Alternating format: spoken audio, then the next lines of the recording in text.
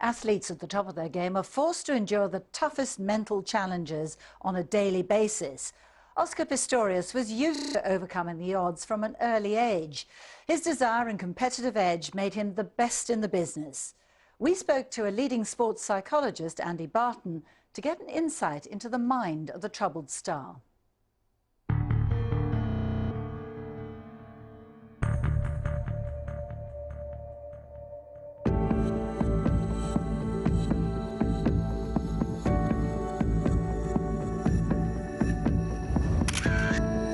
Oscar Pistorius' drive can come from many things. I mean, certainly losing his legs at a very early age, he's had to compete and he's had to be that much better to be just on a par with other people. So that creates a kind of momentum in itself. So once you learn to push yourself because you have to, then it just becomes part of your nature. So you get this drive which you apply to all areas of life.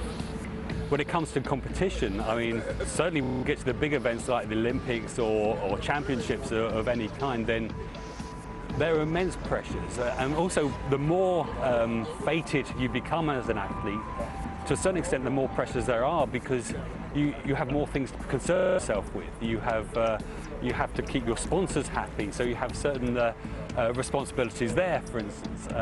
You have certain expectations of yourself, and so you're fine-tuning and you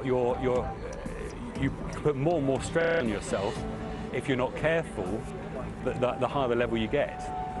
I mean, a certain amount of aggression or arousal or motivation is going to be very useful if you use it in the right way, and mostly Oscar Pistorius has used it in the right way, the way to help him achieve his goals and push himself to the limit.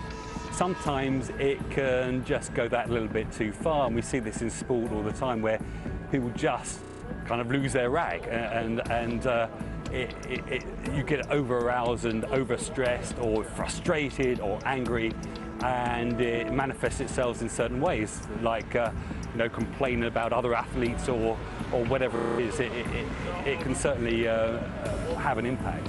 Well, I mean, if you are living in fear, it's going to have all kinds of influences on you.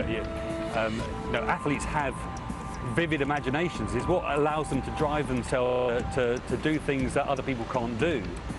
So if you're playing images in your mind of things going desperately wrong, then they're very palpable. It's almost like they're really happening. You fire up a part of the brain which starts expecting these things to happen. So it can make you paranoid, and it will have an effect on people.